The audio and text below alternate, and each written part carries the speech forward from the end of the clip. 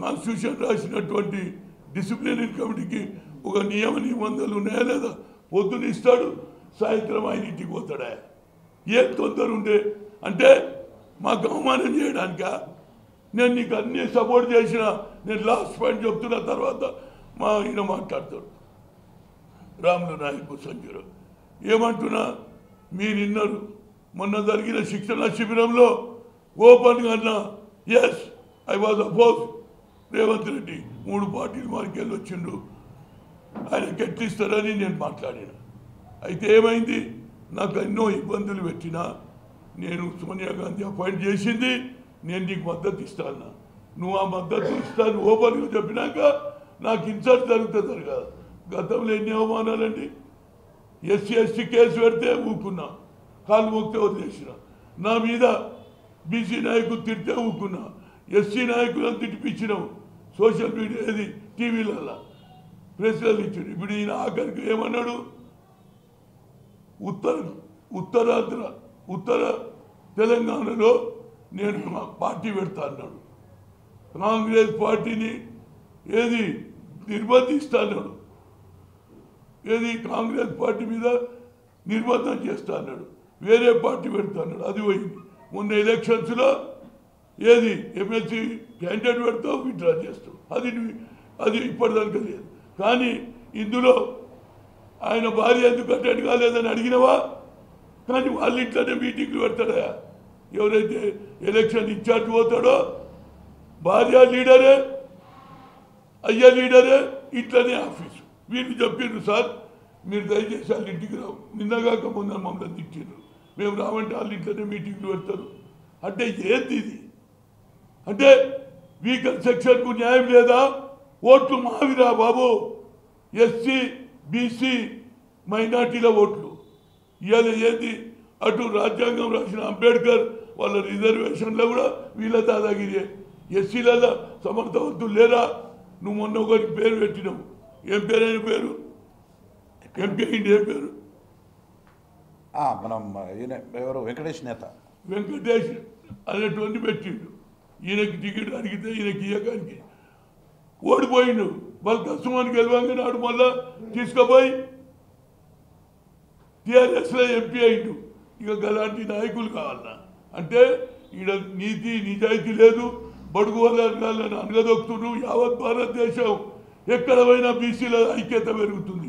చట్టసభల్లో 50% అంటున్నారు. ఇవాళ యూపీలో ఏమవుతుంది? మెజార్టీ ఉన్నాం రా బాబు, మేము మోర్ దాన్ 60% ఉన్నాం.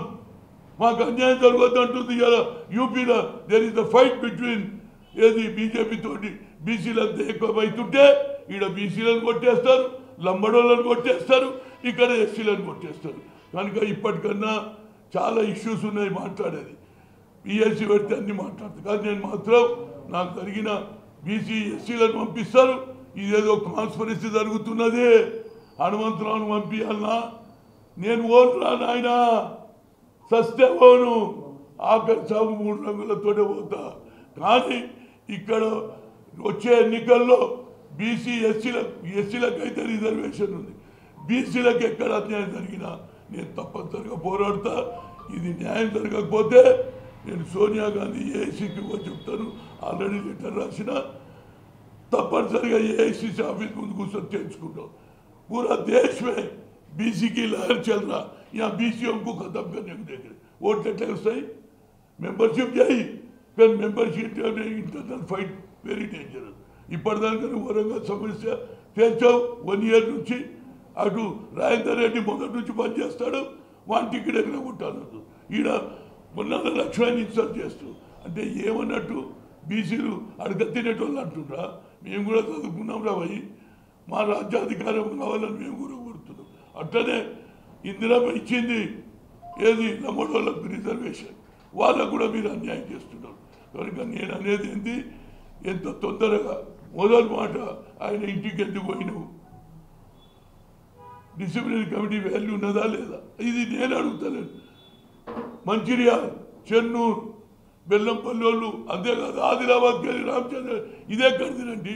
పొద్దున షోకాస్ నోటీసు, సాయంత్రం అది పేరే షోకాస్ నోటీసు. మీరు పేపర్ వాళ్ళు రాస్తున్నారు, ఇక్కడ ఉన్నదే షోకాస్ నోటీసు చదవండి. పేరున్నదా? ఏమే చెప్పండి అశోక్ ఉన్నదా?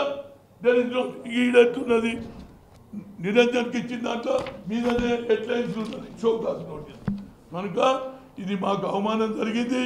బడుగు బలైన బీసీ ఎస్సీ ఎస్టీలకు మేము తప్పనిసరిగా మేమే ఓట్లు వేసేటోళ్ళం. మాకు అన్యాయం చేస్తే కేవలం మెంబర్షిప్ అన్నాడు కాదు, మెంబర్షిప్తో పాటు ఇంటర్నల్ ఫైట్ను కూడా ఖతం చేయాలి, గొడవలు కాకుండా చూడాలి.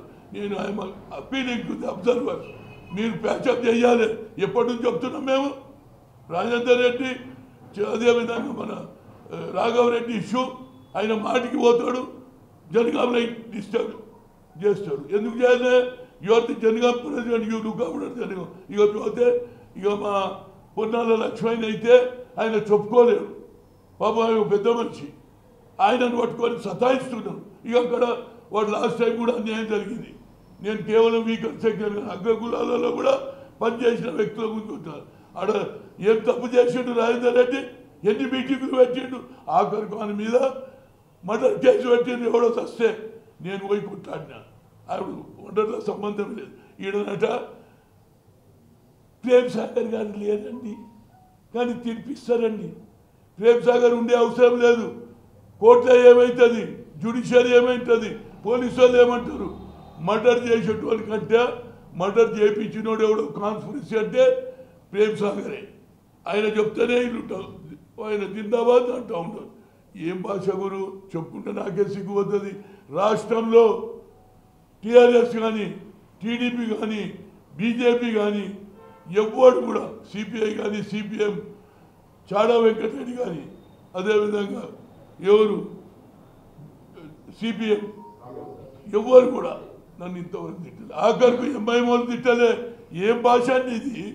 గతంలో ముగ్గురితో తిట్టిపించినాం, ఏది ఫోన్లలో కేసు రిజిస్టర్ అయింది, అయినా నేను వదిలేసిన. గతంలో ఎస్సీ ఎస్టీ కేసు అయితే వదిలేసిన. ఎన్ని వదిలేయాలి? ఇది 7వ కేసు. పంపించడం నీ వద్దే, తిట్టిపియాల్సి వస్తే మళ్ళీ వాని ఇంటికి పోవడం. ఇది నేనైతే నా జీవితంలో ఎక్కడ చూడలే. ఏం జరిగిందో మా రాములు నాయక్ చెప్తాడు, ఎందుకంటే నేనే అది చెప్తే ఎట్లా. ఇగో ఇద్దరు వాళ్ళు కూడా వచ్చిండ్రు. ఎవరైతే ఇగో వాళ్ళిద్దరు ఎవరు చూడరు. ఒక్క నిమిషం. ఎల్లయ్య కోటపల్లి రాజమల్లి ఇంకే మల్లయ్య గారు రండి. దాని తర్వాత మిమ్మల్ని ఎందుకు తీసేసిండ్రా చెప్పండి. మిమ్మల్ని మీరు ప్రెసిడెంట్ ఉంటుంది కదా, ఎందుకు తీసిరో చెప్పాయా? పార్టీ ప్రోగ్రామ్ అటెండ్ అయినందుకే కదా. చెప్పు. మేము ఇప్పుడు సభ్యత్వం చేస్తామని కొంపెల్లికి హైదరాబాద్ మీటింగ్ వస్తే మేము మాకు తెలియకుండా మీటింగ్ పోయారు కాబట్టి మేము చూడాలి కదా అంకగౌని, నన్ను, రాజమల్ని, ఉపేందర్ రెడ్డిని తీసేయడం జరిగింది. ఎవరు తీసేశారు? డిసిసి ప్రెసిడెంట్ గారు ప్రేమ్సాగర్ రావు. మా దాగల్లా వేరే ప్రెసిడెంట్ పెట్టి వాళ్ళతో సభ్యత్వం చేసుకున్నారు. మా సభ్యత్వం రద్దు చేసి ధాన్యం కొనుగోలు మీరు కూడా వచ్చింది కదా. ధాన్యం కొనుగోలు అదే కోపం కదా, మీతో నడిచినందుకే చెప్తున్నాను నేను. హనుమంతరావు గారు అలాగా మన అక్కడికి బెబ్బెసలకు వచ్చారు. వారితో మేము పోయినందుకు ఆ కుట్రవన్నీ మీరు మేము కాదన్న ప్రోగ్రాంలకు వాళ్ళతో పోతున్నారని మమ్మల్ని తీసేయడం జరిగింది. మేము సభ్యత్వం చేసి ఎన్రోలు మెంబర్షిప్ ఇస్తే మా ఎన్రోల్కు ఆథరైజేషన్ ఇవ్వకుండా మమ్మల్ని డిసెంబర్ 9 నాడు సభ్యత్వం చేయమంటే అప్పటి నుండి కూడా మా ఎన్రోల్కు మెంబర్షిప్ సభ్యత్వం చేయడానికి ఇచ్చేటువంటి లింక్ కట్ చేసి మాది బ్లాక్ లిస్ట్లో పెట్టడం జరిగింది. మేము సభ్యత్వం చేస్తలేము, మమ్మల్ని చేయాలి. ఆ ముజాహిద్కి ఇస్తే అంటే ఆ ముజాహిద్ నేను ఫోన్ చేసిన, ముజాహిద్ గారు మరి మా నెంబర్ ఇస్తారంటే మీరు బ్లాక్ లిస్ట్ ఇన్ఛార్జ్ ఇవ్వమన్నారు. మేము ఈ నెంబర్షిప్ పేరు కూడా ఎన్రోల్ నెంబర్ ఇచ్చేసిన. నేను నెంబర్ ఇస్తే వీళ్ళకి ఎన్రోల్ మీరు ఆథరైజ్ ఇవ్వండి అని చెప్తే ముజాహిద్ అంటే కూడా అబ్జర్వర్ ఈ మెంబర్షిప్ డ్రైవ్ ఆయన కూడా ప్రేమ్ సాగర్ మేము సంజయ్ బాబు అంటే ఎన్రోల్ ఆథరైజ్ అంటే ఈ నెంబర్లు మేము హైదరాబాద్లో క్లాసులకు వచ్చిపోయినాక ఈ ఎన్రోల్ నెంబర్ ఇస్తే వీళ్ళ సభ్యత్వం ఇవ్వలేదు. ఆథరైజ్ ఇవ్వకుంటే మేము సభ్యత్వం బంద్ అయ్యింది. వాళ్ళు ఎక్కడెక్కడ చేసుకుంటాం మొదలు. హాయ్ ఫ్రెండ్స్, మా టుడే టుమారో యూట్యూబ్ ఛానల్ చూస్తున్నందుకు చాలా థ్యాంక్స్. మరిన్ని లేటెస్ట్ వీడియోస్ కోసం వెంటనే సబ్స్క్రైబ్ చేయండి. అలాగే ఈ బెల్ ని కూడా రింగ్ చేసేయండి. మా నోటిఫికేషన్స్ అన్ని మీ మొబైల్లో వస్తాయి. అలాగే మా వీడియోస్ మీకు నచ్చితే లైక్ చేయండి, షేర్ చేయండి. నచ్చకపోతే కామెంట్ చేయండి.